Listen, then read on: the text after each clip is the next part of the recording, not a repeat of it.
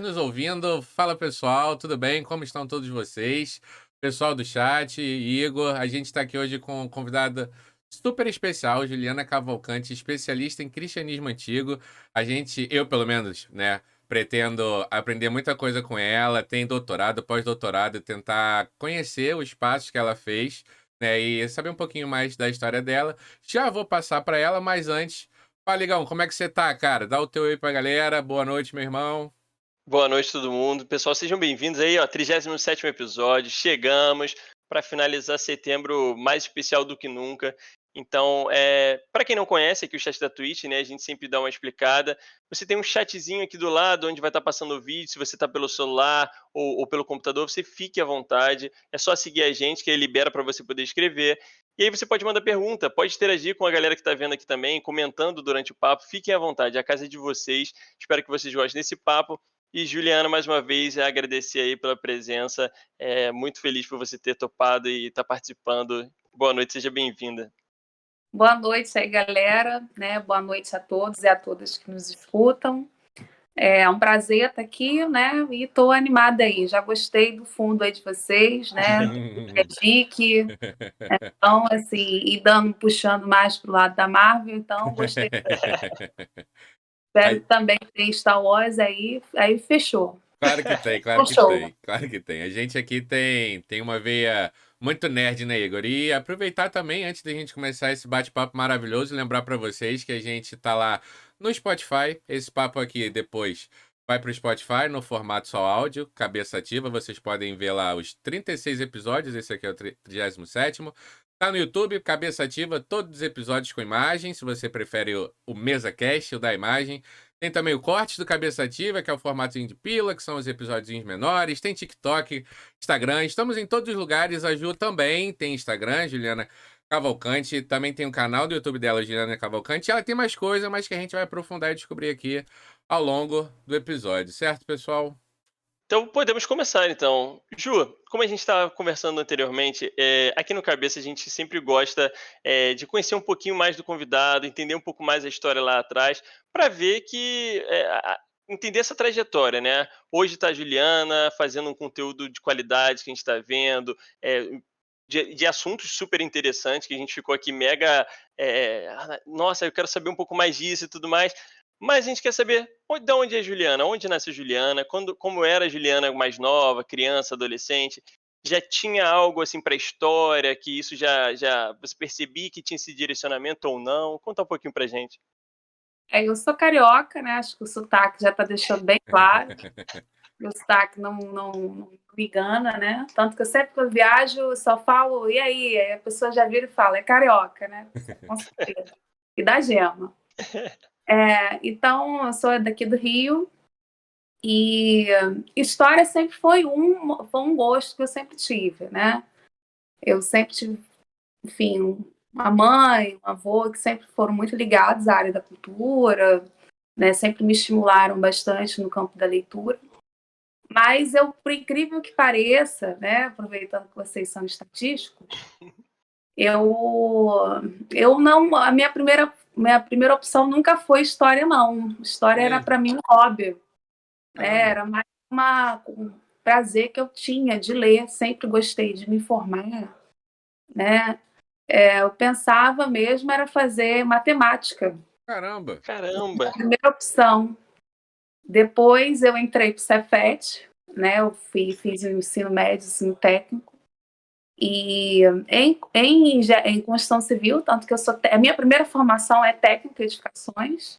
Caramba, que Caramba! diferente. Já pegou de surpresa. Cheguei a exercer um tempinho, mas acabou que eu tive uns professores no Cefet que foram grandes referências para mim no campo da sociologia, no campo da história. Não que os professores na área de exatas, né, tecnólogo, não tenham sido referências, mas me fizeram ver que o meu campo mesmo era mais história do que edificações. Fora que construção civil, projetar para mim é excelente. Agora, tocar obra, aquela bate-estaca, né? 6 meses eu tive consenso que não era para mim, não. Ia ficar estressada e surda. E Mas você chegou a participar de fazer de obra e tudo mais, assim, acompanhar? Cheguei a trabalhar um pouco, mas depois eu vi que no campo, eu vi o quê? A parte teórica eu amava. Nossa, cálculo estrutural. Até hoje eu lembro, né, o básico, assim. Não vou dizer que eu sou uma especialista, lógico, mas, por exemplo, eu sei quando eu toco bem a reforma da minha casa, por exemplo. Mas não sou mais a técnica que eu fui no passado, logicamente, né? Afinal de contas, já tem mais de 10 anos. Mas até hoje eu acho fascinante a parte do cálculo, né? O cálculo estrutural, a parte dos materiais, né? Porque tem todo um conhecimento ali por trás, né? sim, E é o que eu falo, né? Eu acho que tanto a diferença para mim da história quanto, por exemplo, da engenharia civil, eu acho que nas duas você mata pessoas. Só que a diferença é que você mata vendo, né? Se você errar o cálculo estrutural, já era, você mata ali todo mundo. Agora, na história, né? Nessa área da educação, você mata a pessoa, mas a pessoa continua viva, então você mata ela internamente. Então você matou a possibilidade de um cidadão, um cara que tem consciência política, né? Então, mas no horizonte é a mesma coisa. caramba. E na parte da matemática, Gil, que você tinha falado de cara, a vontade era ser professora de matemática? Você tinha esse sonho ou era mais voltado para estudar matemática? Não, sempre gostei da área de educação, Aham. sempre gostei, sempre lecionei, né? Sempre fui, inclusive quando eu venho de família católica, também, né? Fui catequista, que eu sou. Então, assim, sempre gostei da área de educação, Uhum. sempre foi uma paixão. Mas eu adorava, nossa, eu sempre gostei de matemática. Só que eu percebi com o tempo que eu estava gostando mais de física do que matemática, porque a física tem um conceito, tem uma ideia, Uhum. né? Sim, Matemática é mais operacional, né? é uma É um, ferramenta, né? isso, Uhum. exatamente. Aquilo que você aprendeu é muito mecânico. Ela se repete, né? Tem um padrão. Então, a física não, a física já tem mais teoria por trás, né? Quando Sim. você vê os conceitos da física e vê no dia a dia, né, eu acho que acaba atraindo mais ali o aluno, né? Você vê as coisas acontecendo na sua frente, E entendendo que, né? até porque os próprios exercícios de matemática são muito surreais, né? É muito aqueles Sim. cálculo trigonométrico e tal, são situações muito irreais, né? Mas e eu gosto, né, de muito da área de história da ciência até hoje. Meu esposo, ele é astrônomo, Nossa, Legal. incrível. então a gente sempre troca ideias nesse sentido, né? Então a gente sempre está discutindo. E então, assim, nesse aspecto, na área de exatas, ela me corroborou para isso, para aprofundar mais no campo da área de história da ciência. Mas é isso, né? Eu sempre brinco que eu fiz uma espécie de metanoia quando eu saio do Cefet e vou para a história, né? Eu lembro até hoje, meus professores todos do técnico falando, mas como assim? Né? Você, pô, uma pessoa que tinha uma carreira e já abandona tudo para fazer história, né? Uhum. Então foi um baque na época bastante grande, assim. E Fala, legal. não, pode falar. Essa tomada de decisão foi difícil, Ju? Ou não? Foi assim, bom, me entendi aqui que essa parada não é pra mim, né? Gostei de estudar, mas na obra não gostei. Então, pra você, beleza. Então, obviamente, eu vou seguir o caminho de história. Vou estudar história e vou lecionar e vou me especializar. Foi assim, entre aspas, uma decisão fácil? Ou você realmente ficou balançada pela opinião dos seus amigos, né, que trabalhavam, que estudavam com você? De, poxa, tá abrindo mão disso e daquilo. Foi fácil ou foi difícil? Sempre fui meio independente, né? Como eu Legal. brinco, eu fui meio ovelha da família, entendeu? Fazendo né, parafraseando Aham. a Rita Lee, que eu adoro também, sou fã dela. Mas, claro, né, bater medo sempre bate, né? Afinal de contas, você está abandonando uma coisa que você já tem certo e você está indo né, para um mundo novo, né? Então, assim, foi um momento que eu conheci o Guilherme, né? A gente estudou junto, faz parte ali da turminha do primeiro período. E mas no Lembrando, primeiro lembrando o pessoal período que está mesmo, ouvindo, O Guilherme é o nosso primeiro episódio aqui, que faz o Cabeça na Que Política tava também com a sexta-feira com a gente. gente aqui, exato. Mas foi assim, foi uma experiência para mim que eu não me arrependo, porque eu descobri que eu poderia fazer outras coisas no campo da história, né? Além de lecionar. Não que eu não goste de lecionar, mas eu lembro que quando criança eu sempre dizia que eu gostaria muito de algo que me pagasse para que eu pudesse ler, né? Uhum. Então, assim, no fundo, eu acho que isso era um pouco a ideia de pensando já ser pesquisadora. Então, eu acho que talvez foi isso, né? Lá no primeiro período de História, eu, ali na UFRJ, que também foi um drama, saber se eu ia para a UF ou para a UFRJ, né? O pessoal também do Cefet que me fez, eu guardo lembranças muito fortes, né? Os meus amigos mais antigos são do Cefet. Mas, enfim, foi ali o momento que eu descobri que eu poderia fazer outras coisas, né? Eu poderia, além de ser professora, eu poderia ser pesquisadora, eu poderia trabalhar com consultoria para teatro, para cinema. Então, assim, tá muito no senso comum que ser historiador é sinônimo de ser professor, sabe? Uhum, sim. E eu acho que isso também é um pouco fruto de políticas públicas aqui do nosso país. Mas, enfim, é um senso comum estabelecido. Quando você olha, ai, coitado, lá vai a pessoa desviada, ateia, maconheira, todos os mitos, né? Eu brinco que né, nenhum desses mitos eu me encaixo. Mas eu sou sou de novo a ovelha perdida. Então, foi ali esse momento que eu me encontrei. Falei assim, não, é isso que eu quero. Né? E, claro, eu acho que eu tive muitas oportunidades também. Né? Eu sou grata aos professores do primeiro período que já foram me abraçando. Né? Por exemplo, Fernando Castro, que é um cara fora de série, né? Excelente professor. No segundo período também foi o momento que eu conheço o meu amigo, o padrinho o André Cheptarese, né, que também foi outro que me abraçou, sabe? E me foram apresentando oportunidades que a história, né, é mais do que ser professor. Não significa que desmerecendo a carreira, mas abrir o leque, sabe? Ver que o leque ele é mais amplo do que a gente imagina. E aí eu vi que eu não tinha mais volta. Eu falei assim, não, é isso mesmo, é para isso mesmo que eu nasci. Então, vamos embora. Maneiro, cara, que maneiro. E aí, quando você entrou, então você já sentiu ali super realizada, né? Percebeu que era aquilo que você queria. Eu nunca me arrependi da minha opção, da minha escolha. Se você perguntar em algum momento, não. Né? Eu fico, às vezes, revoltada com os estados da política pública, né? Os nossos, enfim, às vezes eu fico possessa, né? Para falar a verdade. Mas eu não fico desapontada com nenhum momento com a escolha que eu fiz. Eu acho que é isso mesmo, sabe? Eu tive a possibilidade também, quando eu entro no segundo período, foi um outro momento que marca muito a minha vida. Porque, como eu falei, eu venho de família católica, fui catequista, e cogitei, no momento da vida, fazer teologia. Comecei até a fazer o básico de teologia. Né? No meio católico a gente chama de luz e vida e matéria eclésia. E o que com licenciatura já me autoriza a lecionar como professora de ciência da religião, por exemplo, né? Ensino religioso, melhor falando. Mas eu tomo um baque, porque eu estou numa aula de História Antiga 2 e pela primeira vez na vida eu escuto que Jesus era analfabeto.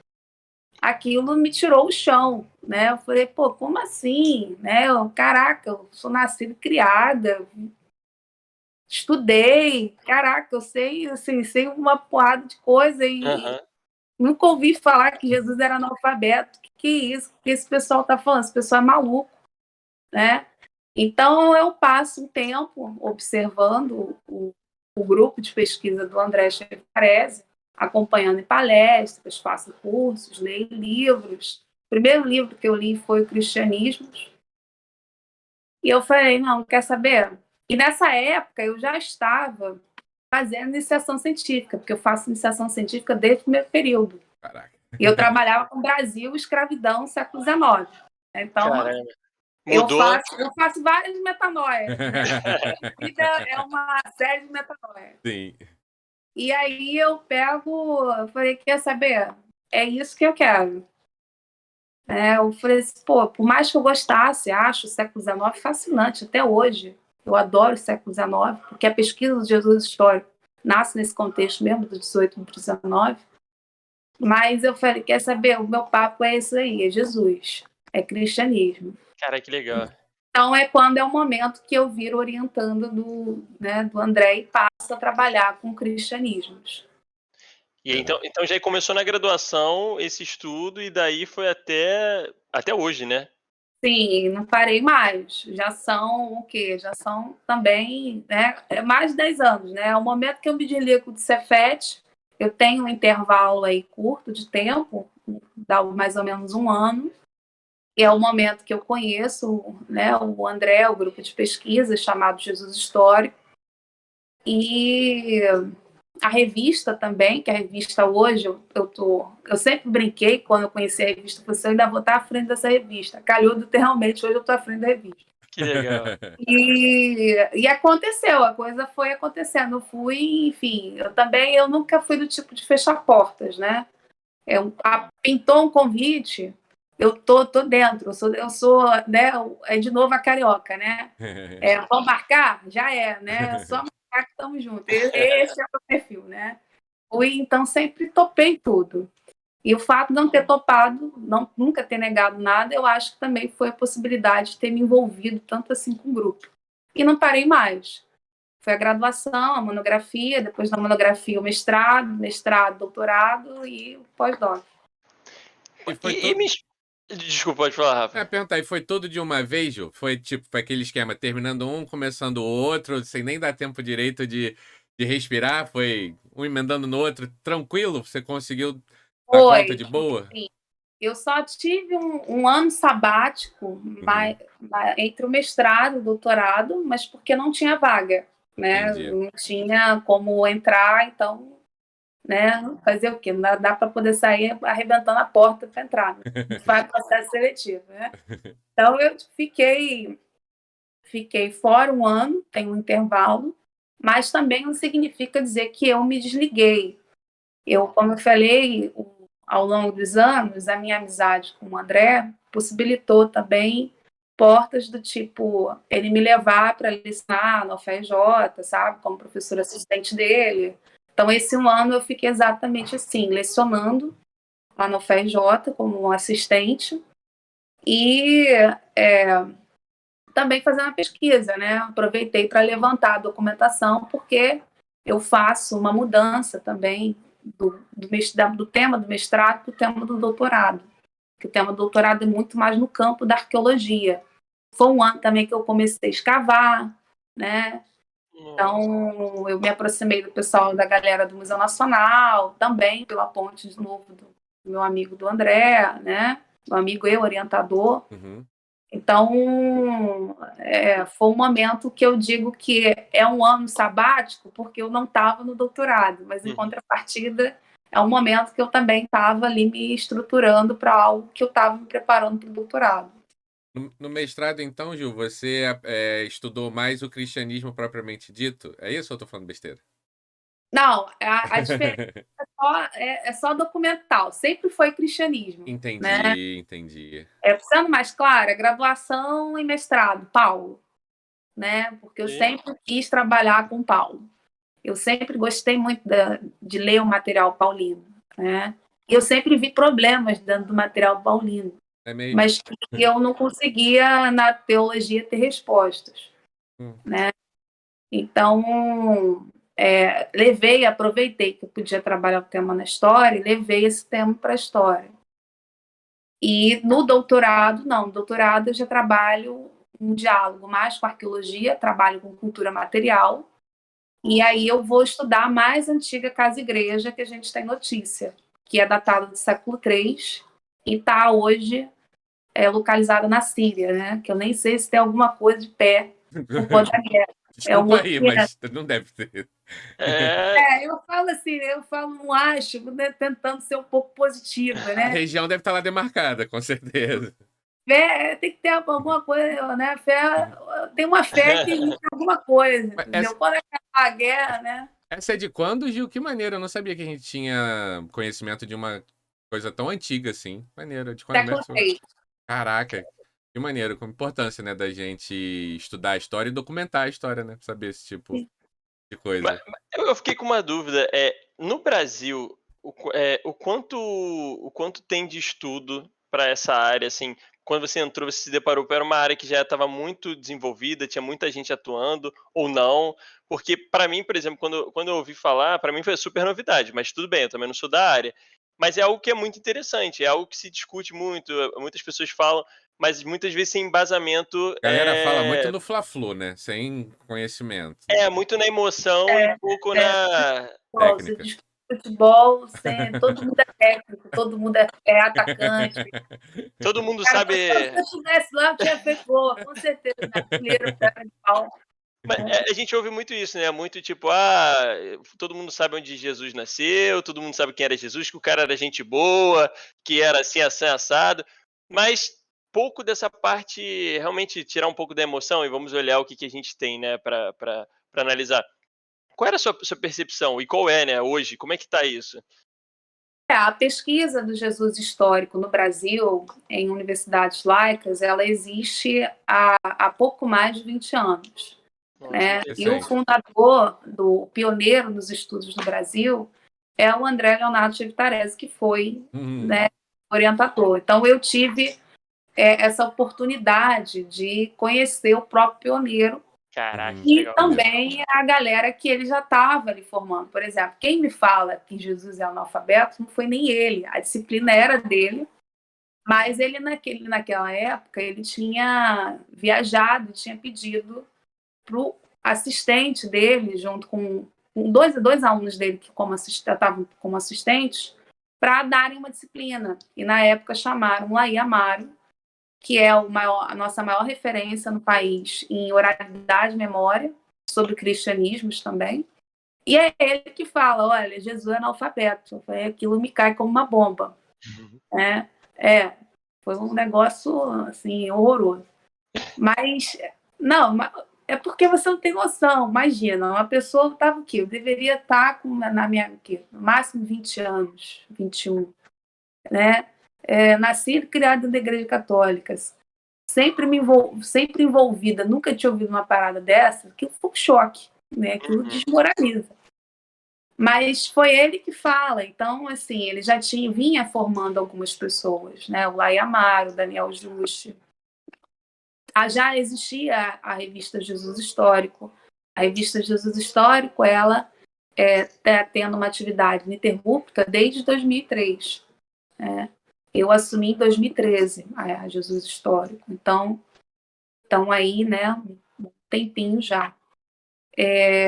Já tinha formado outros professores que hoje também estão já atuando em universidades públicas. E, enfim, é muita gente que ele formou, né? Tem uma galerinha aí. Eu tive a oportunidade não só de conhecê-lo, como também conhecer essa turma que ele formou, né? Então, para mim, foi muito gratificante, porque eu sempre brinco, né? Que durante muito tempo, como sempre foi muito tempo, eu e os meninos, né? Porque eu era a única mulher ali do meio, então sempre apelidei eu e os meninos, né? Então, esse convívio com os meninos foi muito bacana, porque gerou muitas parcerias, né? No momento também que eu faço viagens, eu já começo a viajar falando do tema assim que eu entro no mestrado. Eu lembro até hoje, minha primeira viagem foi para Macaé, para a UF de Macaé, para falar para a galera de Direito. Então, foi bacana, porque gerou produções, gerou livros, né? Hoje, por exemplo, tem um livro organizado com o Filindo, que é um outro orientando do André também. Então, foi uma turma, é uma escola que a gente brinca, na verdade, né? É uma escola que abriu outros braços, porque hoje o laboratório contempla outras religiosidades, além do cristianismo. Mas foi isso, né? Então, tem um grupo bastante consolidado. Eu diria que esse grupo consolidado, né, essa figura do André, ela se ramificou em outros braços, porque outros professores que não foram orientados pelo André, mas já lendo a bibliografia dele, a revista, né? Que essa revista é feita em parcerias, inclusive com professores, né, de universidades internacionais. Eu brinco muito com os meninos sacaneando, porque o momento que eles trazem, por exemplo, John Crossan, que é uma principal referência para a gente hoje, no cenário internacional, isso foi em 2007. É o momento que eu entro pro Cefet. Aí eu brinco com ele. Enquanto eu tô lá brincando de carrinho, tô lá me divertindo com o lançamento, que é nesse momento mais ou menos que sai o Homem de Ferro, né? Vocês estão lá falando, né, de Jesus com Crossan, né? Então aí eles ficam assim, a gente tá ficando velho, né? Teve essas piadas entre a gente. Então, tem um núcleo já bastante consolidado, né? E essa galera aí hoje tem o quê? Você tem pesquisas já bastante sérias sendo desenvolvidas no Piauí, por exemplo, né? A gente vive um momento de dispersão. Alguns alunos dele passaram no Pará, por exemplo, o Daniel Justo hoje está no Pará. Então, a gente vive, eu diria hoje, um momento de dispersão, né? Está saindo da região do Sudeste e está se propagando. Tem uma professora Mônica Silvates no Sul, né? Então, a gente tem vivido esse boom aí, e é um tema já, eu diria, bastante consolidado no tema da história. Não tem como não se falar nesse tema, né? Eu acho que hoje o que a gente vive, o grande desafio, é mais a popularização. Sair dos muros da universidade para, né, enfim, para o público em geral, né? É uma preocupação aí muito nossa hoje, né? Não, Muito tempo aí de estrada, mas tem uma galera que, como vocês acabaram de falar, nunca tinha ouvido falar desse tema. Não, né? total, é uma coisa que eu acho que é total ainda muito recente para muitas pessoas e muito tabu também, né? Porque como envolve religião de muita gente e tudo mais, querendo ou não mexe. Então tem aquela coisa que é meio que intacta, né? Tipo, não mexe aqui no meu, porque só que você, enfim, é difícil. Mas eu fico pensando também, para estudar isso aqui no Brasil, sendo que a maior parte das fontes vem de fora, né? Porque, enfim, da onde veio Jesus e tudo mais. Como é que vocês fazem para isso? Eu sei que hoje tem muito acesso, né? A internet facilita muito, mas qual é o limitador que você acha que tem por estar no Brasil e não estar, por exemplo, mais próximo dos locais lá históricos e tudo mais? E, enfim, deve ter uma galera em cima estudando. Quais são os limitadores para vocês e até que ponto vocês já tiveram algum tipo de excursão para fazer estudos lá, no local? Como é que é isso? Não, eu diria que hoje a maior dificuldade, aí eu sou muito crítica às universidades, né? É a ausência de bibliotecas, né? Assim, acaba que todo mundo tem sua biblioteca própria, né? O André sempre fala, tem 1.000 e poucos tantos livros, né? Eu também, claro, não tenho uns poucos tantos, mas eu posso dizer que eu também estou na casa já, acho que de 200, 300 livros. Caramba. Sabe? Então, eu tenho que montar. Eu acho que esse é o grande problema, né? Você não ter uma universidade, seja ela pública, privada, né? Eu falo muito no público, porque, enfim, eu defendo a universidade.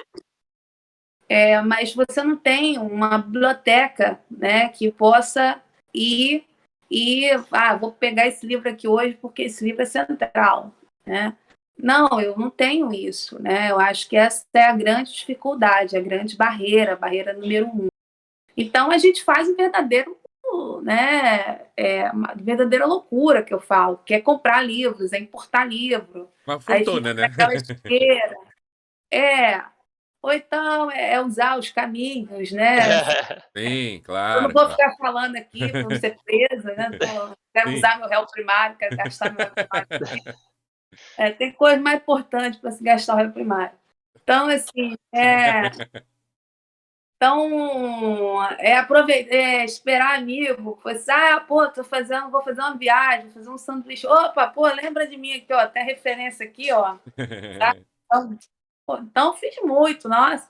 Eu sempre digo que os meus agradecimentos é para agradecer a galera que vai e volta. Porque não dá para eu trazer tudo. Então, quando a galera vai, traz aí para mim. esse eu diria que é o grande primeiro desafio, né? É a nossa barreira. Eu acho não, tenho certeza, né? A gente tem que parar um pouco com essa cabeça de colonizado e dizer que as nossas produções estão atrás. Não, nossas produções estão tete a tete. Não é à toa que você vê que o grupo é citado lá fora já, entendeu? Bacana. Então, já fez parcerias, né? Então, eu acho que, do ponto de vista teórico, metodológico, né? A gente é tete a tete. A nossa defasagem mesmo é uma biblioteca. E eu diria que o segundo desafio para quem hoje quer trabalhar com tema é ainda a necessidade de você conhecer, por exemplo, o inglês.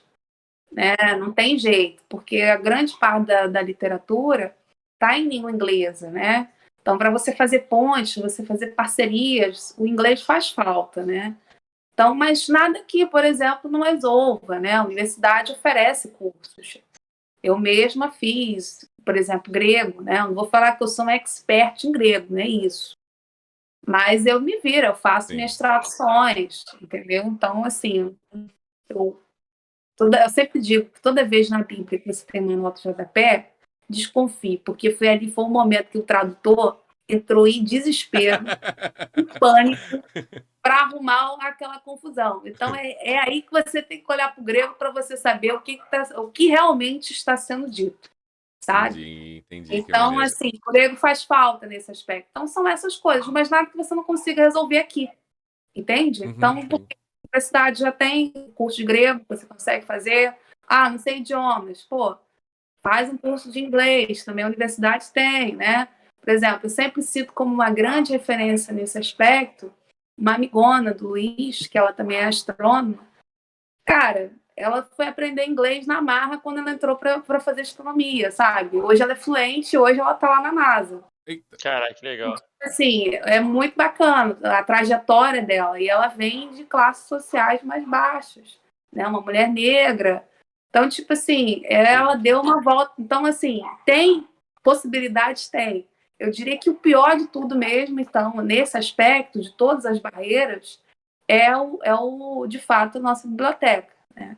Que aí você tem que ter essas bibliotecas particulares para fazer essa produção. Você não tem uma biblioteca, uma grande biblioteca que você possa facilmente consultar. E a gente vai vendo que essa dificuldade ela aumenta quando você sai das grandes capitais.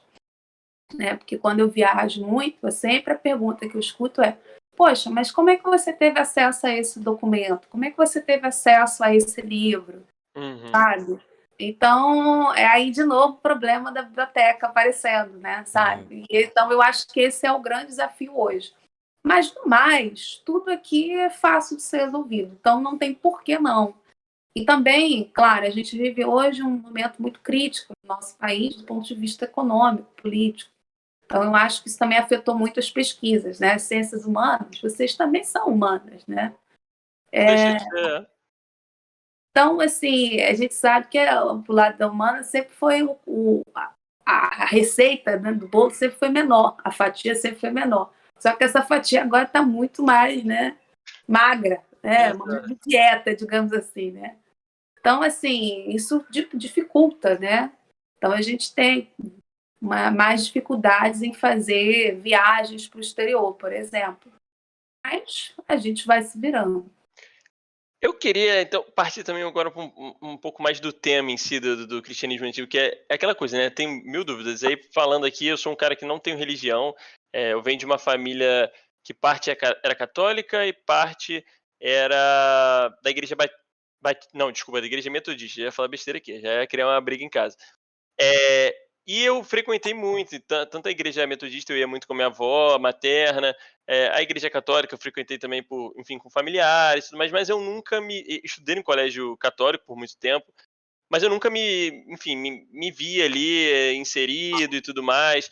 Mais recente cheguei a frequentar uma casa espírita também para ver e conhecer e tudo mais, mas enfim. Falando... Nem aluno meu, que é a fonte. Tudo que eu falar, professor, é verdade. Eu já estive lá. Eu falei, rapaz, não é possível.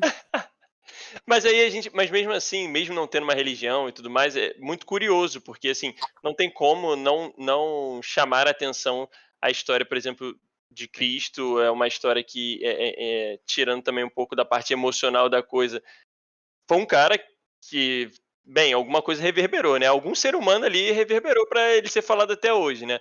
Então, é sempre muito interessante a história da Bíblia também, as interpretações, como é que é. Se você pudesse falar um pouquinho para a gente, eu acho que primeiro sobre a questão da Bíblia, né?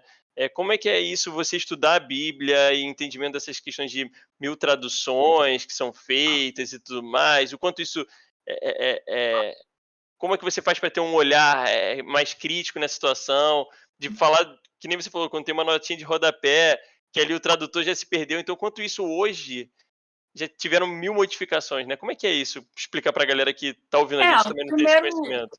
primeiro desafio eu sempre brinco, né? Que a frase que eu tenho usado muito, desnaturalizar é preciso, sabe? Essa ideia de tornar Jesus excepcional, Paulo excepcional, elas são uma grande barreira, sabe? Porque tira esses personagens do chão histórico delas, né? Jesus é um camponês, letrado, já judeu, do século I. Mas a gente tem dificuldade de lembrar, por exemplo, que ele era judeu, sabe? Ainda hoje você não consegue lembrar disso. Jesus para você é aquele cara branco, né, caucasiano, Bonito, olho azul. olhos claros, né, verde, azul, oscila, com barba. Então, assim, é completamente europeu, né? Então, isso está completamente fora do contexto. Então, o primeiro esforço é esse. Segundo, lembrar que a Bíblia é uma literatura. Você deve ler ela tal como você lê Shakespeare, tal como você lê Harry Potter, Muitas sabe? metáforas ali, né? Isso, sabe? E é fruto de um tempo. A gente, por exemplo, a gente aqui, se a gente falar sobre HQs, pô, a gente vai debater tranquilamente, mas os HQs também têm uma datação específica.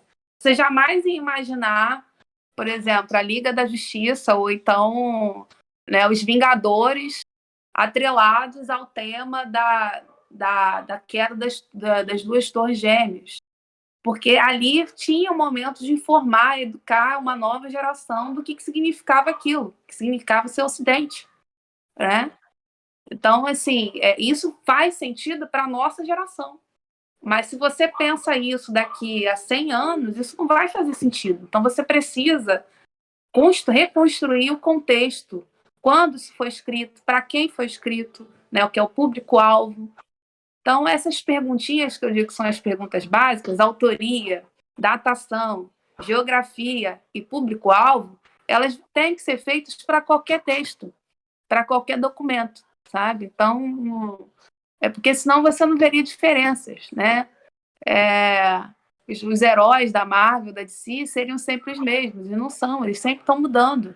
Então, a Bíblia também é um conjunto de textos que, primeiro, eles, quando foram escritos pela primeira vez, eles não foram escritos para serem a Bíblia. Foram escritos de forma independente entre o século I e o século II. E no século IV, né, você começa o quê? Vem uma outra mão e diz o que vai ser canônico e o que não vai ser. Tipo o que a Disney está fazendo agora. Boa, boa. Eu sempre falo que pega a Disney, o maior exemplo de canonizado da ruim, entendeu? Não tem como ir para frente. Então, assim, foi exatamente isso. Tá lá o George Lucas pensando, caraca, né? Nave, não sei o quê, que é o momento, década de 70 é aquilo. Aí ele, vou fazer um filme. Aí o cara faz. Só que o cara nunca imaginou que décadas depois ia vir a Disney comprando tudo e dizendo, meu irmão, olha só, agora tem coisa que você autorizou ser produzida que não está no canto, está fora. Isso é o quê? Isso é o tal do apócrifo, que eu não chamo de apócrifo, é a documentação extracanônica. É o mesmo raciocínio, entende? Então, são literaturas, são produções humanas. É isso que a gente precisa, esse é o primeiro passo.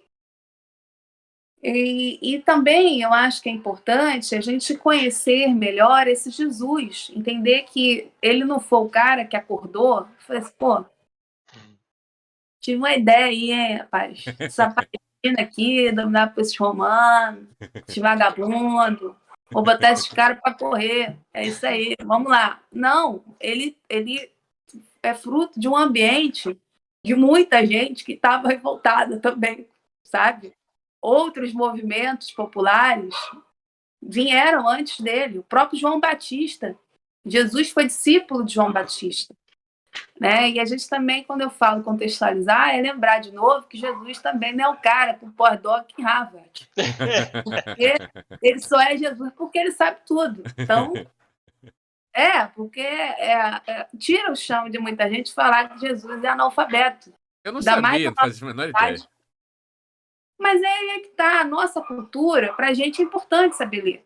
Sim, analfabeto hoje, ele está lascado. sim. Mas naquele contexto em que cerca de 90% da população, mais de 90% da população era analfabeto, tanto faz. O conhecimento era passado de forma oral. Era de forma oral o conhecimento é passado. Né? Então, ler não é importante. Saber escrever não é importante, sabe?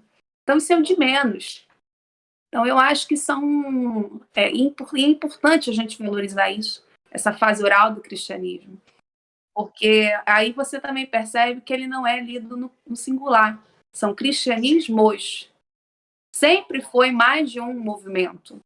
Jesus nunca virou e falou assim: aí, irmão, só tem um jeito de me seguir. Anota aí. Não tem isso. Não tem dentro do cânone, nem fora, ele falando isso. Senta aí para escrever. Não tem. O movimento sempre foi plural, sempre houve várias interpretações. Alguém, né, algumas pessoas no contexto ali de século III, século IV, que tem a ideia mesmo de fechar, criar uma linha certa. Por isso que eu faço muito essa comparação com a Disney. Além de eu ter ficado muito revoltada, para mim foi a pior coisa que aconteceu. Quando eu lembro, eu estava no IFIX, né, que é o Instituto de Filosofia e Ciências Sociais da UFRJ. Eu lembro quando eu estava no IFIX e me contaram que a Disney tinha comprado, eu fiquei muito pé da vida, entendeu? Eu fiquei revoltadíssima. Eu falei, caraca, acabou o mundo, não tem mais volta. Você achou que eles iam botar o Mickey em todas as coisas? O que houve? Eu tinha certeza. Ia tudo ficar muito infantilizado. Essa última trilogia. Essa última trilogia foi uma porcaria. Star Wars, né? Aí veio o Mandalorian para tentar pedir desculpa, mas não tem perdão. Tem. Eu adoro o Grogu, eu amo ele de paixão. Mas não tem desculpa. Foi a pior coisa. Canonizar não dá certo, entendeu? Sim. Mas, enfim, então piada à parte, é isso, sabe? Então é você historicizar sempre. Uhum. É sempre você fazer essa pergunta. E para o quê? Desnaturalizar. Porque você cria em cima dessa naturalização, dessa singularização, mitos. Por exemplo, de Maria Madalena como a prostituta arrependida. Como a marginalização e o silêncio das mulheres dentro do cristianismo. Como a ideia, por exemplo, eu lembro, por isso que eu sempre digo que Paulo sempre me chamou muita atenção, já na igreja. Eu lembro, né, do meu grupo lá de adolescentes, as meninas revoltadíssimas. Odiavam quando o padre não me falavam qual é o comportamento da mulher. E aí citava Paulo. Disse, não, e elas, se pudesse, Paulo materializasse ali, eu tenho certeza que elas enchiam o Paulo porrada. Mas que Paulo, né, nós estamos falando, né? Então, os estudos também me permitiram enxergar que dentro do Novo Testamento tem 4 Paulos. Então, tem o Paulo histórico e tem outros Paulos que já vão domesticando esse Paulo. Por quê? Estão incomodados com as lideranças femininas. As mulheres eram apóstolas, diaconisas, discípulas, sabe? Viúvas inscritas, que é uma categoria que corresponde, é similar às diaconisas, mas é característico para as mulheres com condições financeiras, mulheres ricas, né? Então, assim, é um outro cristianismo. Mas esse cristianismo incomodou a autoridades, o quê? Figuras já vinculadas às autoridades romanas, que achavam que religião é uma figura patriarcal e de Estado. Então, você vê que não tem nada a ver com Jesus histórico, com esse Paulo histórico, que já tem diferenças do Paulo histórico para o Jesus histórico, mas ainda assim é um Paulo que admite a presença de mulheres. Você vê lá Paulo citando Júnia como apóstola. Mas o incômodo, por isso que eu falo que nota de rodapé é importante para a gente ver onde tem problema. Porque Júnia incomodou tanto que transformaram ela em um homem trans, né? Porque a mulher virou homem. De Júnia virou Júnior. Caramba, Júnior. Caraca, não sabia Poderia disso. ser, poderia ser uma mulher, porque mulher não pode ser apóstolo. Então tem assim, eu brinco, é o único caso que eu conheço assim, né, que transformou, virou homem, porque não Caramba. pode. Então isso tudo é o quê? Isso tudo já é o cristianismo paulino? É o Jesus histórico? Não, isso já são leituras que vêm depois, a posteriori. Interpretações, né? Exato, e que estão mexendo no texto. Então a gente também precisa. Eu não estou aqui, lógico, para derrubar a fé de ninguém. Foi só, gente, deixa de crer, não é isso. Você tem a sua fé, viva plenamente. Mas do ponto de vista histórico, a gente precisa acompanhar esses processos históricos, que são também essas intervenções, essas interpolações. E essas interpolações, elas são tão claras para os autores ali do século I, século II, que em Apocalipse, né, o chamado João Visionário, ele ameaça, ele fala assim, ai daquele que mexer nesse texto, porque ele já sabia o que iam mexer no texto dele. Ele roga todas as pragas possíveis. É quase aquela cena, sabe, da mudança de hábito, quando as freirinhas querem pegar um helicóptero, aí elas começam a rogar toda a praga, vai cair cabelo, não sei o quê. É o autor João Visionário fazendo lá em Apocalipse. A mesmíssima coisa. Por quê? Ele sabe que vai mexer, então ele ameaça. Então, a gente precisa, nesse aspecto, então, trazer para essa humanidade. É um texto, né, que deve ser lido. Para mim, não importa se você é religioso ou não. Por quê? Porque, caraca, tu tá no Ocidente, mano. Sabe? Vocês que gostam de culto, vocês também são geeks, vocês sabem as referências que tem. A Marvel tem um Deus, tem um Jesus também. Sim. Quer dizer, da onde estão tirando essas coisas? Sim. Sabe? Os nossos direitos, né? A nossa vida, ela é toda estruturada a partir desse texto fundante. Então, a dificuldade que a gente ainda tem hoje de apreciar uma arte indígena, uma arte africana, é porque tem um padrão ali europeu que é o quê? É branco, é cristão, que impede da gente ver em que uma divindade africana é coisa do diabo. Enquanto que o santo, não, isso aí, pô, meu Deus, graças a Deus, obrigada, Pai. Pô, né? Então, esses comportamentos são frutos do quê? Dessa cultura que é extremamente, né, judaico-cristã, extremamente que pauta no livro.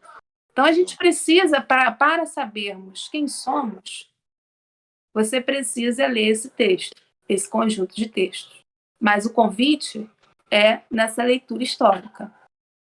Entendi. Não, e entender que a Bíblia, que hoje muitos vão ler e tudo mais, já tiveram N modificações, né? Como você falou, aquilo ali vai sendo revisto ao longo do tempo, e vai sendo modificado, e cada um modifica para o seu melhor interesse, né?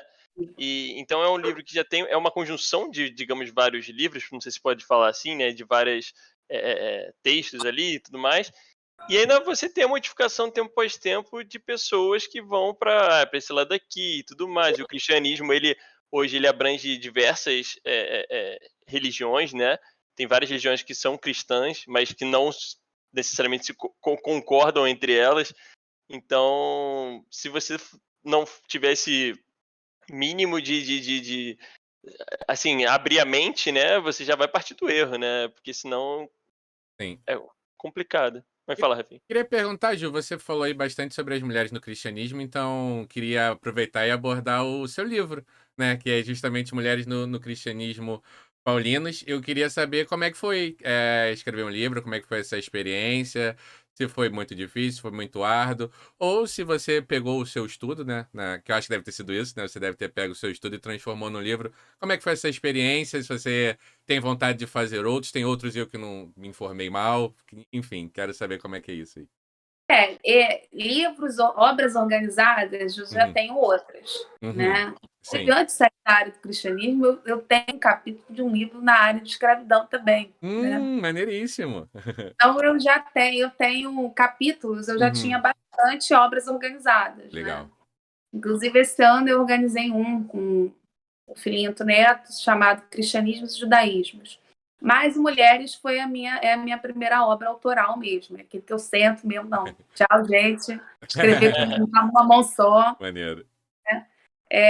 Foi uma experiência muito bacana e que também é fruto um pouco dessa inquietação que eu tinha já nos meus tempos ali da adolescência, né, em ver essas contradições, essas coisas que não estavam batendo, não é possível. Né? Porque ou o Paulo era esquizofrênico ou tinha alguma coisa errada ali. Porque não pode uma pessoa lá tá defendendo aqui uma questão e de outra, de repente, não. Fica calada, entendeu? Ser submissa, minha filha. Não fala, não. Então, foi um pouco isso, sabe? Eu quis trazer um pouco esse debate, mostrando que, primeiro, esse cristianismo paulino também não pode ser visto no singular. Então, é mais de um. Comunidades também acionam o nome do Paulo, mas com outras interpretações. São completamente diferentes do Paulo histórico. E também entendendo que a documentação Corpus Paulino, tanto canônico quanto extracanônico, ainda é uma grande referência para se resgatar essa história das mulheres dentro dos cristianismos. Eu costumo dizer que a história do cristianismo antigo é uma história das mulheres. Então, se você não leva em consideração as mulheres, você perde isso. Você está trabalhando o que eu chamo de cristianismo imaginado, né? Um cristianismo inventado. Certo. E então esse foi assim, a proposta do livro, né?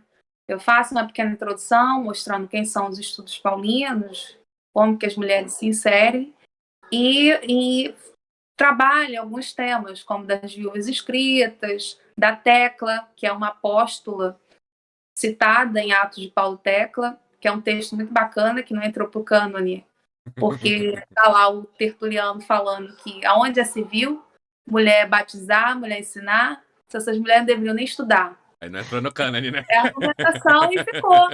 Legal que ficou. Eu falei assim, não, beleza, todo mundo concordou, tem razão, não pode. Saiu.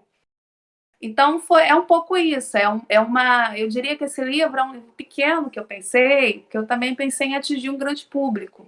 Né? Eu não queria que esse livro se restringisse só a um ambiente acadêmico, só para ser lido pelos meus pares. A minha ideia, por exemplo, vocês que não são da área de história, vocês possam, peraí, quero entender um pouco esse tema. Bacana. Abre e lê com tranquilidade. Então, também fiz como uma introdução mesmo, não é um livro muito grande, né? E eu tenho pensado muito nessa vibe, né? Eu tenho outros livros aí a caminho também. Que legal.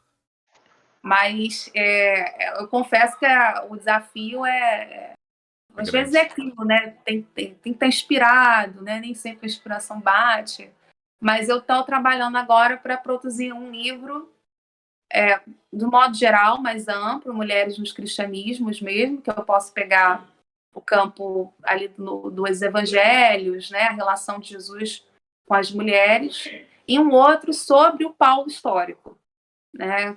São os dois livros aí que eu tô trabalhando aí, são minhas próximas publicações. Mas isso só para o ano que vem. Esse ano chega. Já escrevi muito. Eu mesmo falo, o Lattes já tá satisfeito. Já paguei a conta. Maravilha. Eu vou aproveitar, então, que estamos falando de Paulo também. Tem uma pergunta, na verdade, é um pedido para você falar sobre do Guilherme, que estudou com você, que ele comentou o seguinte: aproveitando sua experiência em Paulo de Tarso, gostaria que você comentasse acerca de 3 pontos das tradições paulinas que se tornaram fundamentais para o cristianismo até hoje. Já comentando aqui, é historiador, né? Já vem tudo com embasamento ali. Tudo pautado, tudo certo. Vamos lá para os 3 tópicos. Primeiro, a interdição das homossexualidades masculina e feminina. Eu acho que tópico por tópico é mais fácil, né? Porque se eu falar tudo aqui também pode complicar. É bem capaz de eu esquecer. Eu sempre falo as coisas, respondi tudo, né? Senão, então, a homossexualidade em Paulo, não, eu sempre digo isso, Paulo, o Paulo histórico com relação às mulheres, ele estamos juntos. Por quê? Primeiro que eu vejo ali que há um pano de fundo, não é porque o Paulo é bonzinho, não é isso que eu quero dizer, né? Mas porque são, de fato, quem está abrindo o ambiente das casas, né, são mulheres com recursos financeiros. E abrir as casas, né, para que vire uma assembleia, vire uma igreja, isso dá status de diácono, diaconisa. E a maioria são mais mulheres do que homens que abrem. Então, esse Paulo depende dessas mulheres também para fundar as suas comunidades. Aí, além disso, ele também depende de recurso financeiro. Ele próprio reconhece que a FEB, por exemplo, patrocina as viagens dele. Ele fala, olha, ela já ajudou muito, inclusive a mim. Então, a ideia do evergetismo, as boas obras, é muito presente, está muito vinculada às mulheres. Agora, com relação à homossexualidade, Paulo é anti-homossexual, ele não admite. Né? Ele é completamente avesso, seja a homossexualidade feminina, seja a homossexualidade masculina. Mas ele também é fruto do seu tempo. Sim. Paulo cita, né, eu não estou querendo aqui defender o Paulo, mas é entender que as falas que ele diz, né, ele quase que em alguns momentos reproduz autores latinos. Sim. Então, tem muitos pontos em comum. Né? Paulo, então, está recitando, está reproduzindo o que ele está vendo. E lembrando que o cristianismo paulino é diferente de Jesus. Jesus é um ambiente rural. Paulo já vive no ambiente das cidades. Né? É um cara letrado. Então, ele conhece esses autores. Ele reproduz o que ele está aprendendo, o que ele está ouvindo. Então, para ele, aquilo dali é errado. Pronto, acabou. Mas eu sempre digo que a gente precisa olhar para outros horizontes, né? Porque se de um lado você tem um Paulo dizendo isso, você tem a arqueologia trazendo casamento entre mulheres, por exemplo, entre pessoas do mesmo sexo. A gente tem epigrafias, a gente tem a arte funerária apresentando essas outras opções.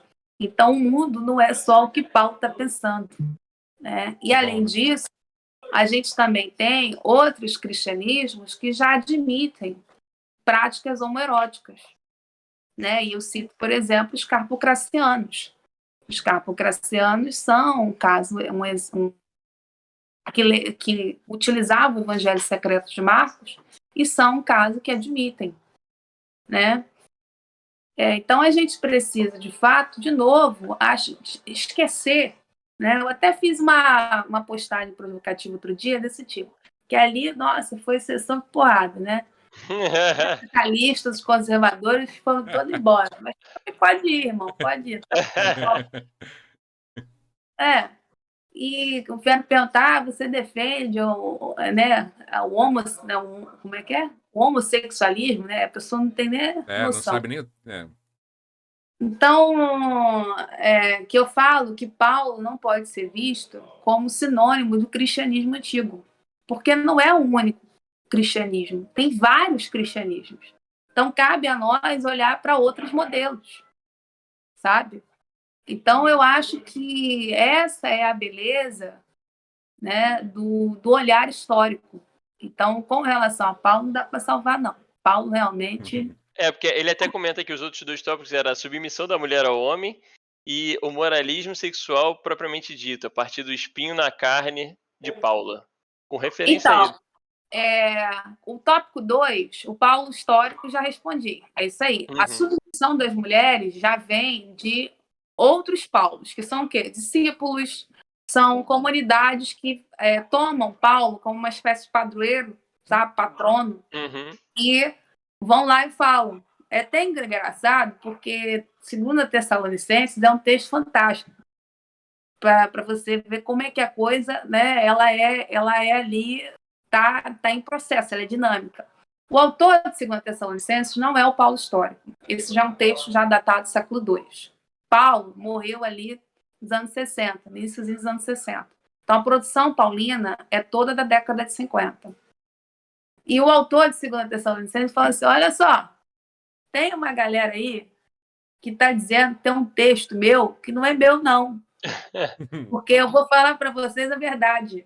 Eu disse que Jesus só vai voltar depois com uma porrada de coisa acontecer. Esse negócio de volta iminente não existe, não. Ele está desdizendo 1 Tessalonicenses, que é do Paulo histórico. Porque o 1 Tessalonicenses, que é a primeira carta do Paulo histórico, fala que Jesus vai voltar a qualquer momento. Então, que é a parousia, né, que é o retorno de Jesus, você tem que ficar alerta. Porque Jesus vai voltar ali. O outro não, ele está dizendo que vai acontecer uma porrada de coisa e que ele desmente. Ele vai dizer que a 1 Tessalonicenses não é de Paulo, que é a 2 Tessalonicenses. Ou seja, até isso, o texto também está acontecendo. Então, quando você não tem ciência desses Paulos, isso vira uma loucura. Que você vai dizer o quê? Pô, ele é maluco. Ele está querendo dizer que o próprio texto dele está errado, né? Não é isso. É porque você tem uma outra pessoa dizendo. Caramba, que loucura. Mas uma leitura harmonizada, você não consegue perceber essas coisas. Mas uma leitura já mais minuciosa, né, você percebe essas coisas. Ou então, como eu ouvi, né, mais recentemente, não, eu até percebia, mas o medo de dizer que eu poderia ir a Deus do inferno, isso, aquilo, ou virar um herege, eu não avancei nessas questões. Poxa vida. Eu queria entrar exatamente nesse tópico aí, eu vou fazer aqui uma conexão, porque eu queria saber até como é que é a recepção com você nos vídeos que você faz, né, nos conteúdos que você divulga, que eu imagino que deve atrair muita gente curiosa para saber e conhecer, mas também deve atrair uma galera mais religiosa, fervorosa ali, e que acaba deparando com muita fé, né? Com muita fé e talvez não tanto. Não, talvez não tanta técnica sobre a ciência que você com estuda. muita né? emoção e pouca razão, às vezes, para ser mais assim. Mas antes de você me responder isso, eu queria só uma pergunta até para a galera entender que vai ouvir a gente depois. Quando a gente fala, por exemplo, assim, o Paulo, o Marco e tal, esses nomes eles são dados por alguém, né? Não necessariamente é um nome da pessoa lá atrás, né? Não é isso? Só para a galera tentar entender. Paulo, a gente sabe que assinou. Então, quando eu falo as 7 cartas autênticas, as 7 cartas produzidas pelo Paulo histórico, esse a gente tem a autoria. Perfeito. Mas os textos do Novo Testamento, eles são todos anônimos, ou seja, não se assinou, né? E aí você tem, a partir do século II, um esforço por atribuir autoria, né? E essa autoria também está vinculada a uma tradição de 12 homens apóstolos. Então, quando você não consegue atribuir aos apóstolos de forma direta, alguém que tinha conexão com o apóstolo. Então, como uma forma de legitimar. Mas não necessariamente, muitas vezes sem prova mesmo, né? Você vai e vincula ali para uma questão, digamos... Não tem prova nenhuma. Nenhuma mesmo. Ali é um cara mesmo querendo, por quê? Aquele texto é interessante para a comunidade dele, né? Porque a partir Vamos dar o nome de fulano, né? A gente já tem o processo ali de consolidação das comunidades. Então, aquele texto serve para ele, então, pessoal, esse texto aqui, gente, é muito bom. Inclusive, esse texto vem de um cara do Paulo, entendeu? Conheceu. Mas isso todo mundo está fazendo no século II. Né? Até quem não entrou para o cânone. Você vê, por exemplo, os gnósticos valentinianos, tem como Valentino, né, o fundador, os discípulos do Valentino, para dizer que ele era o cara, ele era bonzão, ele falou assim, o Valentino, ele foi discípulo de um tal de Teudas. E sabe quem foi esse Teudas? Teudas foi discípulo de Paulo. Então, cara, o cara está falando quase a verdade. É o caminho e a verdade, entendeu? Tem que seguir esse cara aí. Então tá todo mundo fazendo isso, sabe? Só que a gente sabe que no final o material valentiniano não entra. Quem entra é quem vocês já conhecem aí, né? Então esse processo muito próprio ali do finais do século I, quando começa o século II. E é um momento também que as mulheres são colocadas para fora, porque as mulheres não estão escrevendo. O texto mais antigo atribuído a uma mulher vem do século III. Né? Os homens que parecem estar escrevendo. Então, eles contam na perspectiva deles. Mas na fase oral, as mulheres que estão dominando. É só você ver Celso, que é o primeiro crítico do cristianismo, reclamando que é uma religião de mulheres, que ele vai falar que é uma desvairada, uma louca, que está falando que o homem ressuscitou, que de onde se viu o homem ressuscitar, né, que está se referindo a Maria Madalena. Então, assim, você vê 1 Pedro fala assim, mulheres, não fale. O seu marido está tendo problema quando sai de casa. Você converte ele de outras formas, pela demonstração, pelo silêncio. Não fala, porque ele está deixando ele mal visto. Isso é 1 Pedro. Ou seja, é a mulherada ali falando, a torta e a direita, né? É um cristianismo realmente muito mais feito por mulheres do que por homens. Você Nossa, tem a virada, né, no século II, que é o momento de final do século I, início do século II, que é o momento de produção e criação das autorias. E aí é uma lógica patriarcal que vence. não, e isso deve ser muito incrível na hora de estudar, né? Você Conectar tá esses ali, aí você. pontos, né? Nossa, tipo assim, você pegar É. e ver um texto, alguma coisa lá que fala, tipo, que não é o texto, digamos, da Bíblia que tá ali, mas é alguém que está comentando sobre o momento da época, né? Então, tipo assim, aí tu fala, caraca, isso aqui deve dar um boom assim na mente, né? Tipo, cara. Não, é fascinante. Eu diria que é um trabalho mesmo, é tipo o Sherlock Holmes mesmo, sabe? Trabalho investigativo, E né? assim só que você fica mil, porque é uma outra história, né? Exato. É uma história, como a gente é uma autora pós-colonial que eu gosto muito, a Gayatri Spivak, ela fala que é uma história subalterna, porque é uma história que foi silenciada, né, em detrimento de uma parcela, um pequeno grupo que estava incomodado com a narrativa da maioria, sabe?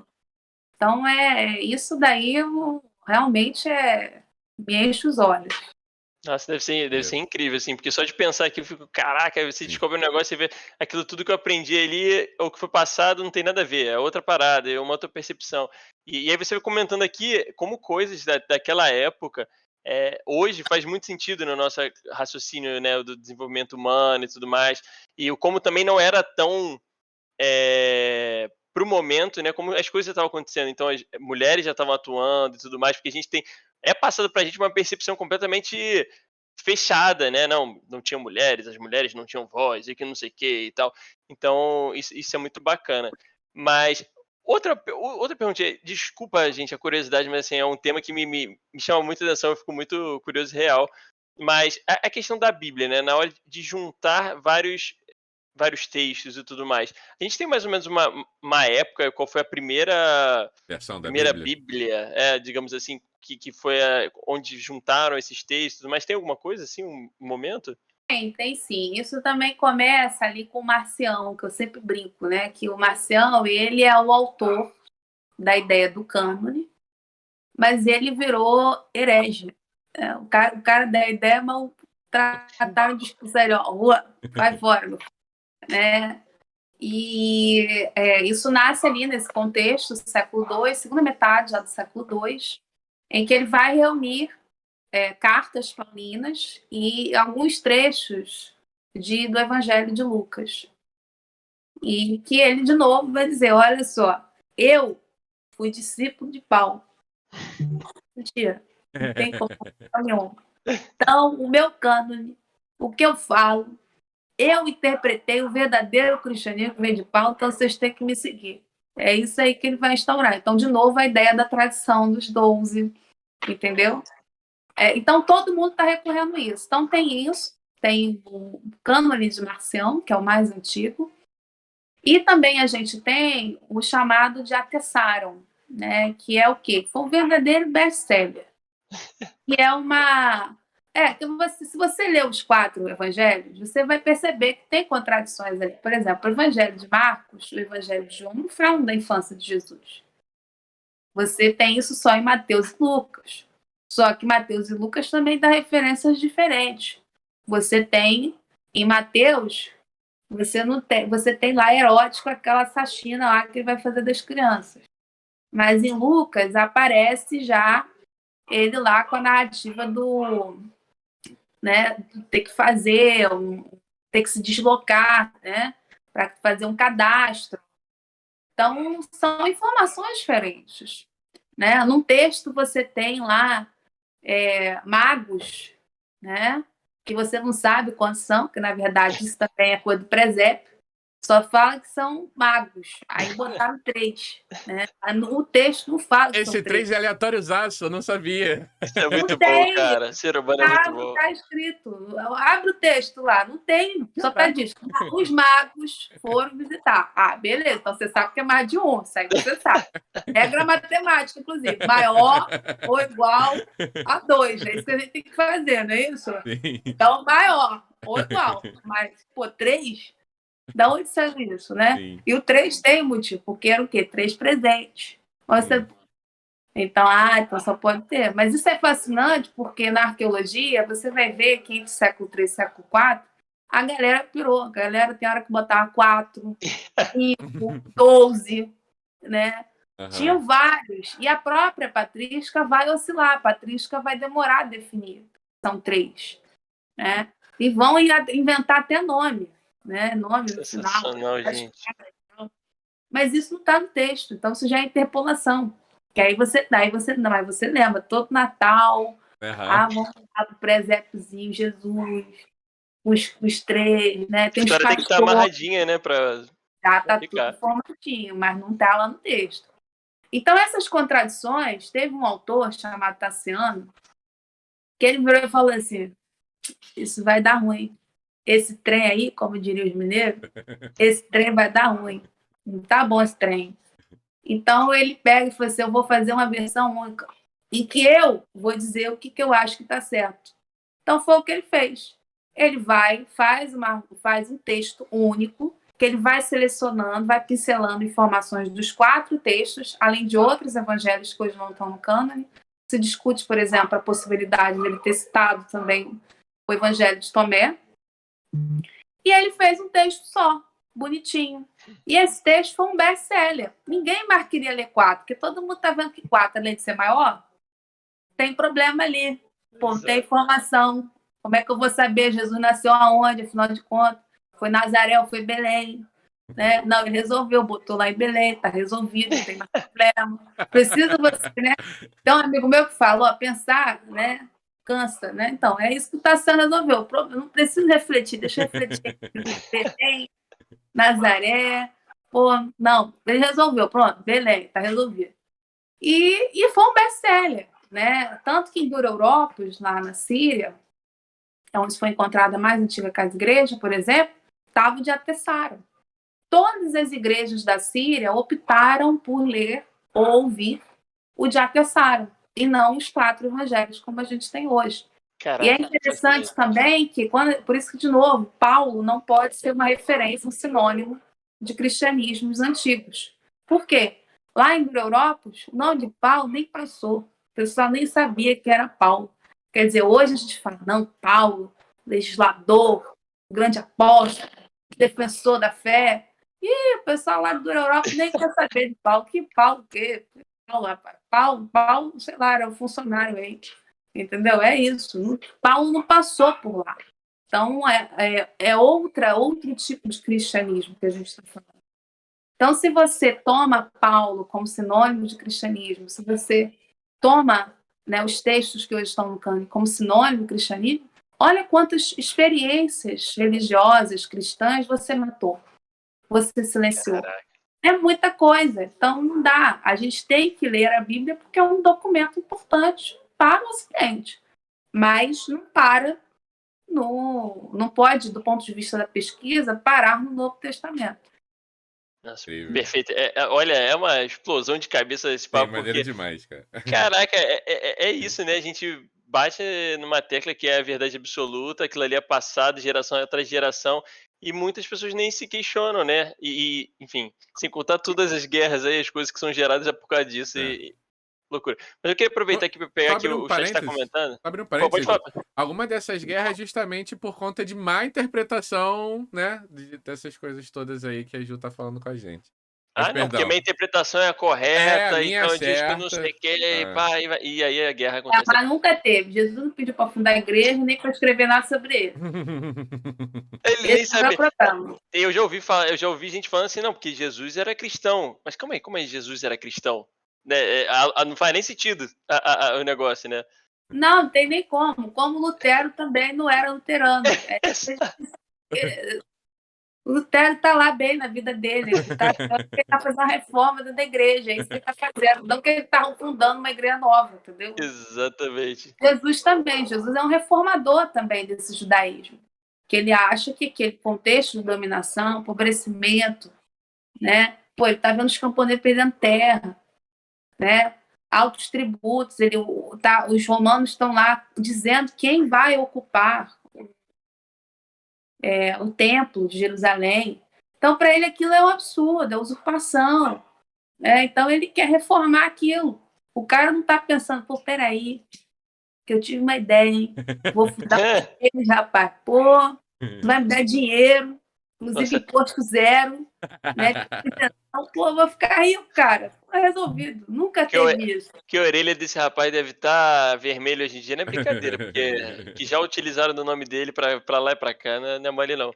Mas eu queria pegar aqui, aproveitando 2 comentários aqui no chat, deixa eu só ver se eu não perdi. Um eu achei muito engraçado, que o meu primo até comentou que ele falou assim, cadê? Paulo hoje estaria defendendo a terceira via, né? Brincando um pouco com política. Eu achei sensacional. E a Zenaide comentou: existem. Aí ferrou que a minha dicção aqui não vai sair nem. Diaconisas, é assim que se fala, né? Isso. Diaconisas hoje em dia na Igreja Católica?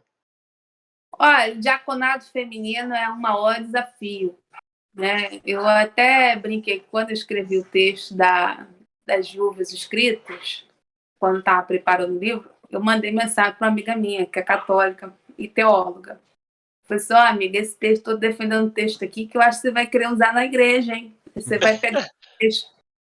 Porque ela é uma que é ávida, né, pela aprovação do diaconato. Mas o diaconato feminino não é aceito hoje. Não passa de jeito nenhum. Já está com dificuldade de passar os padres que são casados, né, que são o reconhecimento dos diáconos permanentes, para elevação de padre, né, que foi o sínodo ali da Amazônia, porque tem uma carência muito grande, né, mas no final a resposta foi de não aprovação. Então são os grandes desafios hoje, né, porque também essa ideia do celibato, isso é coisa do Paulo, que não queria casar. Mas o Paulo, é interessante que o Paulo mesmo admite. O Paulo falou assim, eu não quero casar. Sabe? Eu estou bem aqui na minha vida, de solteiro. E o ideal é isso. Mas ele falou, se você não aguenta, então casa, meu filho. Casa, resolve o problema aí. Mas isso também tem a ver com encratismo, né? São práticas de restrições, tanto alimentares quanto sexuais, que fazem muito sucesso dentro do cristianismo. Então, durante muito tempo, se priorizou em manter o celibato. Então, é aí que está a raiz dessa questão aí do celibato, né, dos padres não poderem casar, por exemplo. E, com relação às mulheres, está associada a ideia dessa tradição dos 12 mesmo. O que a gente tem hoje são mulheres como pastoras no meio protestante evangélico, mas que também é fruto de muita luta, muita resistência, né? As mulheres, por exemplo, no meio batista, a Convenção Batista só autorizou, foi o quê? Foi em 2016, não, acho que 2008, 2010, por aí, né? Tem pouco tempo, sabe? Então, mas ainda assim depende do quê? Da regional, depende da igreja aceitar. Não é algo consenso, né? Isso, porque pastor é a mulher do pastor. Né? Então, ainda tem lutas nesse sentido. E eu sei que, por exemplo, meu livro tem sido bem recebido para essas mulheres. Né? Então, eu sei que tem um impacto, muito embora eu esteja fazendo ciência, eu sei que causa impacto, porque é uma pauta contemporânea. Né? A mulherada está lá reivindicando. Né? Isso que eu falo, as religiões elas estão em movimento, né? Elas estão se atualizando e se modificando o tempo inteiro, né? Então, hoje não, né? Eu espero que seja, né, aprovado um dia, né? Porque você vê que elas fazem tudo, né? Elas estão à frente das igrejas, elas são lideranças, mas como uma vez eu ouvi, é uma liderança não reconhecida. né? Então, é isso que está faltando aí. Bacana. E até pegando esse seu gancho, falando da recepção, né? Como é que é a recepção no geral dos textos que você divulga, dos vídeos? Já teve assim alguém que chegou muito fervoroso ali? Você já ouviu coisas que você não gostaria ou leu? É, é, é, Ah, já ouvi de tudo, É né? Já mesmo? ouvi de Assim, no geral, eu não vou te dizer não. Eu sou meu trabalho é muito bem recebido, Legal, né? legal. Por um público ateu, por um público religioso, mas também por um público mais acadêmico, né? Tem uma boa recepção geral. Mas de vez em quando aparece um maluco, principalmente quando eu vou em temas mais assim, digamos, emblemáticos. Por exemplo, quando eu falei sobre a questão da homossexualidade, quando eu falei sobre a questão do Paulo. Então, já apareceu de tudo. Já apareceu gente falando que eu bato várias coisas no liquidificador. Então, é até engraçado. Bato no liquidificador e tiro uma gororoba, que não é de fé. Outros falam assim, olha, você é uma mulher inteligente, mas te falta fé. meu Deus. Se você tiver fé, você vai produzir um troço sério. Aí outros falam que eu faço pseudociência, Eita! porque eu sou mulher. Já tive acusação disso, tanto que eu já denunciei, Tá né, certo. no Facebook, no Instagram. Uhum. Que se eu fosse homem, eu poderia fazer algo sério, mas como eu sou mulher, aí eu falei, Ridículo. tá. Que absurdo, gente. Tem uns babacas que aparecem assim. Aham. Mas assim, isso eu me divirto. Teve um, por exemplo, que foi o quê? Foi essa semana. Eu morri de rir. Porque o último post a gente faz para poder estimular que a galera compartilhe, né? Porque a gente Sim. sabe que precisa do engajamento para poder crescer, né? Aí eu sempre, ó, gostou do conteúdo, né? Curta, comente, compartilha. O cara, não gostei. Então foi muito bom. É bom que ele tá Foi muito... comentando, né? Tipo, Eu falei, pô, obrigado, o hater que apoia, né? Pô, o É, cara tá comentando. Comentar também ajuda a é que entregar nem o o dislike no material. YouTube, né? Pô, não gostou, mas deixa o seu dislike, não tem problema não, ajuda. Então, assim, tem essas coisas. Então, eu diria que quem é menos receptivo ao conteúdo são os fundamentalistas, né? Os ultraconservadores. Mas essa galera, eu também não quero diálogo com ela, porque essa galera não dialoga. Com ninguém. Exato. Então, para mim, pode ir, entendeu? Vai com Deus. Sim. Pode é falta, entendeu? Por mim, que o Senhor vos alcance, entendeu? Como Sim. diria meu orientador. Então, para mim, não faz falta. Essa galera eu não tô nem aí, sabe? Não faz falta, não. Às vezes eu vejo algumas páginas, pô, são parceiras, estimulam, falando assim: caraca, vamos estimular a página da professora, né? Porque, pô, como é que pode? Gente com 10 mil likes e um conteúdo não ter. Eu falei, gente, mas eu tô bem aqui, eu tô crescendo aos poucos, não tem problema não. Porque para ter uma galera ali que só tem ódio, Não vale a sabe? pena. Não quero mesmo. Eu tô bem do meu jeito ali, o pessoal tá compartilhando, é uma galera que tá interessada, é uma galera que meia hora ou outra fala, pô, teu conteúdo me fez repensar, me chamar a atenção. Às vezes fala, vem de experiência religiosa. Já tive relatos lindos, porque eu não sou do tipo de ficar muito compartilhando, né? Uhum. Mas meia hora, outras vezes eu printo alguns, que são lindos, de pessoas falando, olha, eu vinha de uma família religiosa e eu tinha uma leitura muito negativa, mas você me fez perceber o quanto é importante eu ler, porque de fato tem relação com a minha, com o ambiente que eu vivo. Ou, assim, são frases de muito carinho, né, que eu recebo. Legal. Pessoas que viram e falam, já tive gente que eu fiquei. Nesse dia até compartilhei, porque eu fiquei muito feliz, fiquei muito emocionada. Uma aluna, um dos cursos que eu fiz, ela já é avó, aposentada, ela falou assim: olha, eu fiz seu curso e com você eu me senti tão animada que eu resolvi fazer um mestrado. Aí ela me mandou mensagem, que passou no processo seletivo Que bom. na universidade pública para fazer o mestrado.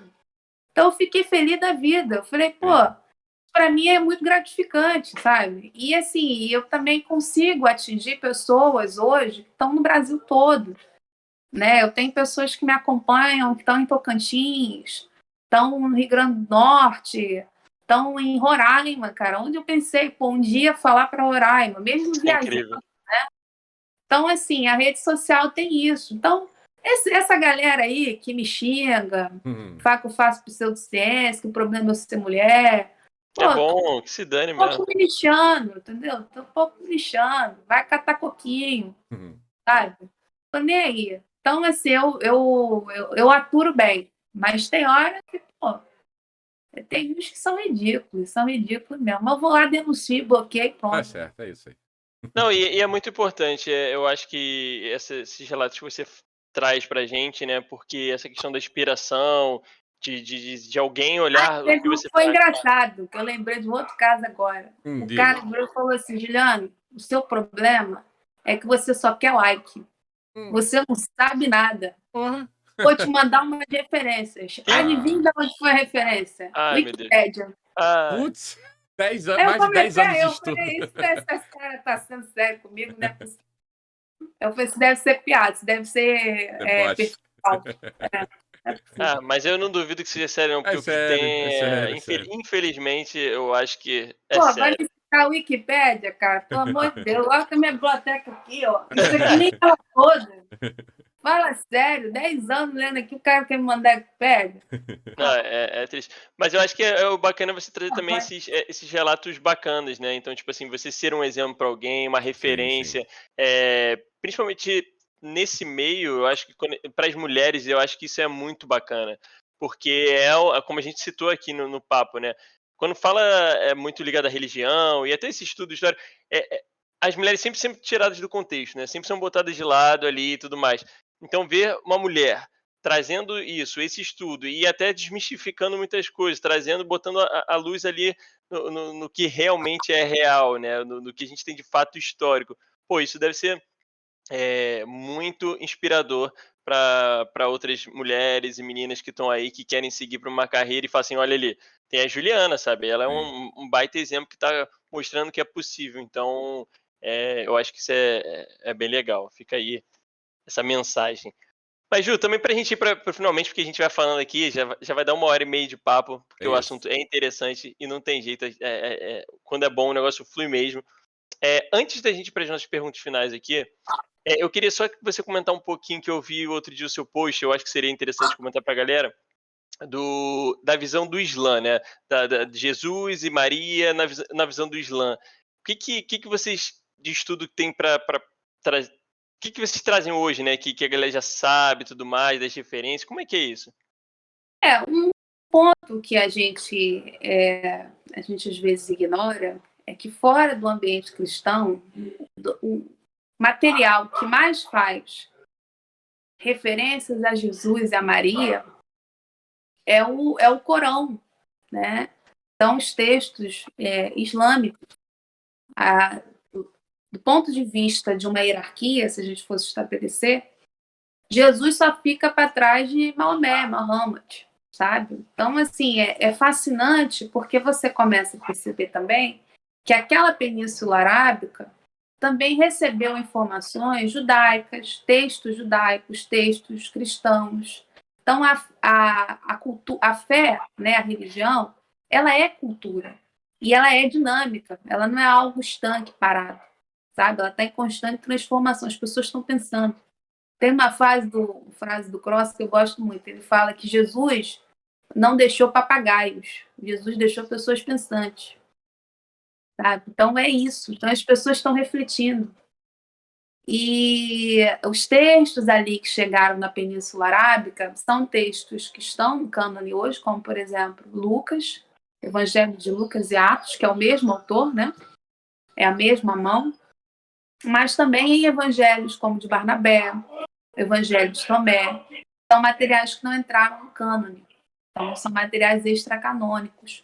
Então, são outros cristianismos. E lembrando que a gente está falando do século VII. Então, você começa a repensar o quê? Pô, o cânone foi fechado no século IV. Pô, mas século VII ainda tem outros textos de circulação. Então, calma que tem uma outra história aí que nem todo mundo aceitou esse cânone, não. Sabe? O pessoal está lendo outros textos. Então, isso eu acho que é a beleza, né? de pensar esse diálogo primeiro com o Islã, de mostrar que há pontos em comum, esse diálogo é possível, e também de desconstruir um pouco essa barreira do que é o Ocidente, do que é o Oriente, sabe? Do que é o outro, é o infiel, né? Não, cara, o Islã também tem que ser lido no plural, islamismo, e que as bases fundantes, que a gente chama desse Islã antigo, esse Islã primitivo, são tão comuns quanto o cristianismo, que também tem o quê? É uma fase oral também, ler textos também, que são não só textos, né? Maomé nunca se pensou assim, pô, sou muçulmano, né? Não, ele está lendo outras literaturas, ele está ouvindo outros materiais. E é interessante ver que esse culto a Maria, que a gente pensa, associa muito no meio do cristianismo à Igreja Católica, aos luteranos, não, você também tem no Islã, sabe? Você também, a Maria é o único nome, a única mulher nomeada em todo o Corão, tanto da tradição de Meca quanto da outra. Então, quer dizer, isso é fascinante, né? Para a gente pensar o que esses diálogos, pensar uma história comparada, né? A circularidade desse culto, por exemplo, mariano, né? Então, eu acho que o diálogo ele é bastante interessante nesse sentido. E eu acho que aos poucos também aqui no Brasil tem aumentado o interesse pela leitura do Corão. Isso tem fomentado também algumas traduções. São traduções tímidas ainda, né? Tanto que no vídeo mesmo que eu fiz, eu botei 3 textos em português, sabe? Então tem ainda uma dificuldade ainda. Mas é um trabalho que é possível ser feito, né? Eu acho que aproxima. Né? Eu acho que essa é a principal importância do diálogo, de você estudar esse Jesus, essa Maria, muçulmanos. Acho que é o que traz aí de novo. E também, para a gente parar um pouco com essa de muçulmano. Não, muçulmano é lá aquele pessoal armado, né? História assim, que está lá no Oriente Médio. Cara, muçulmano Islã é religião, pô. Então, assim, o cara tem uma moça que me segue, que ela gosta muito do perfil dela, do texto. Ela fala assim: sou muçulmana, mas não precisa me mandar para o Oriente Médio, porque eu sou nascida aqui no Brasil. Então, eu já estou no país certo. Então, eu achei isso fascinante. É isso, sabe? Então, a gente precisa desconstruir um pouco o outro. Ou a ideia de que só aqui que é o intolerante, né?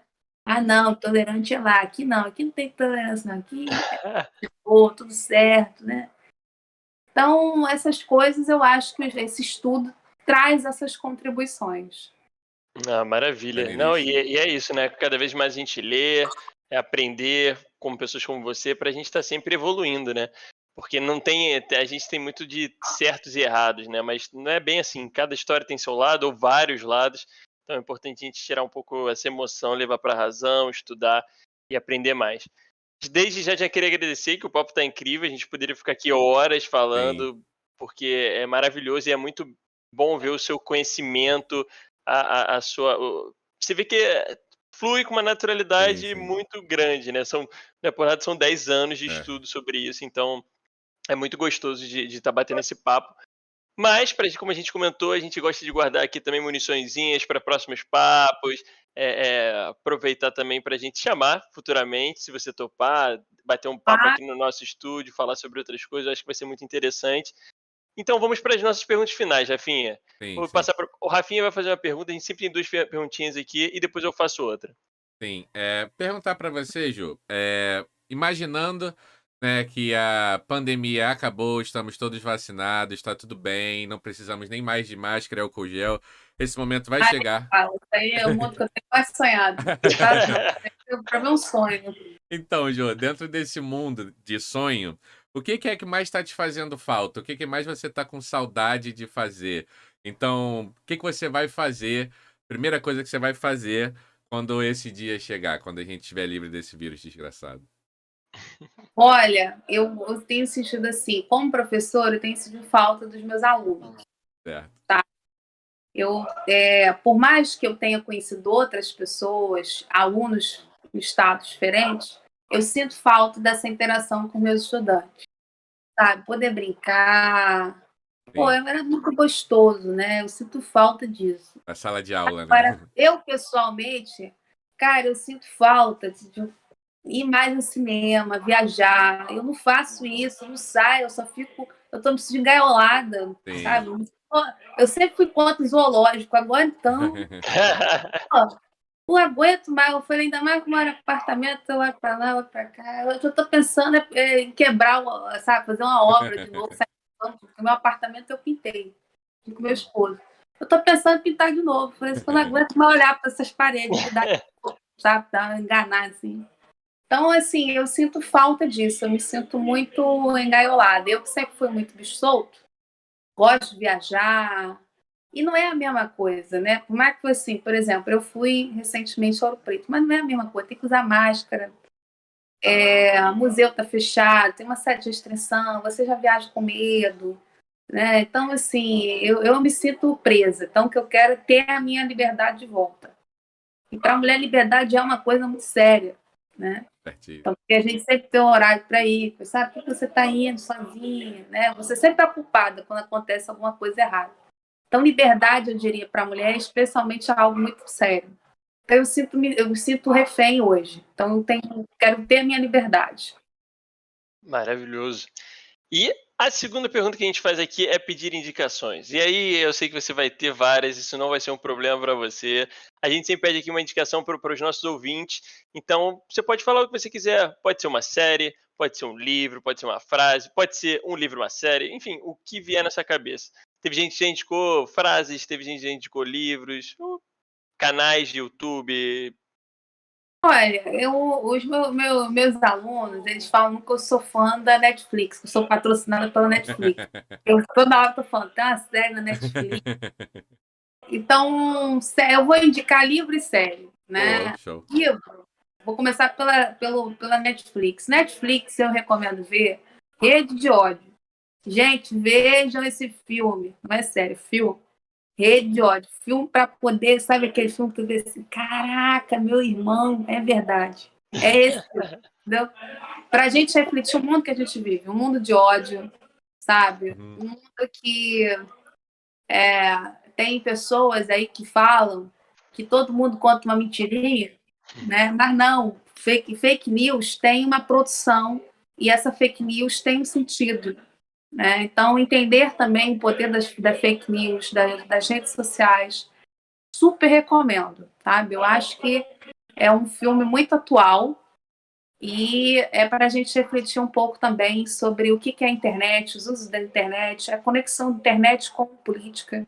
Então, é fantástico. Maneiro. Agora, livro. Olha, eu vou falar livro mais na minha área, que eu imagino que a galera está na expectativa disso. Show. Gente, olha só, leiam os textos, os livros do André Cheptarese, né? Leiam também o livro do Laim Amaro, Quem Vos Ouve, Ouve a Mim, Oralidade e Memória. Para quê? Para a gente eclodir a ideia que o cristianismo é a religião do livro. O cristianismo começa como uma religião oral. Então, essa fala que eu sempre gosto de lembrar do excelentíssimo juiz, que disse que o cristianismo não podia ser, que as religiões de matriz africana não poderiam ser uma religião porque não tem livro. Bem, ele ignorou o fato de que, durante muito tempo, o cristianismo também viveu sem livro. Entendeu? Perfeito. Então, assim, foi uma religião oral também. E a fase oral, eu diria que ela é a cereja do bolo hoje para você entender de fato quem são esses cristianismos. Então é isso, um convite também à revista Jesus Histórico, que é uma revista que está há mais de 10 anos publicando materiais em língua portuguesa de qualidade com pesquisadores do Brasil e fora. A gente pede para os pesquisadores arrumarem um tradutor, a gente indica para ter a literatura em português para a galera ler. Então a gente já tem parcerias com autores franceses, angolanos, senegaleses. Pô, tem uma galera aí forte que está publicando fora, a gente tem feito parceria.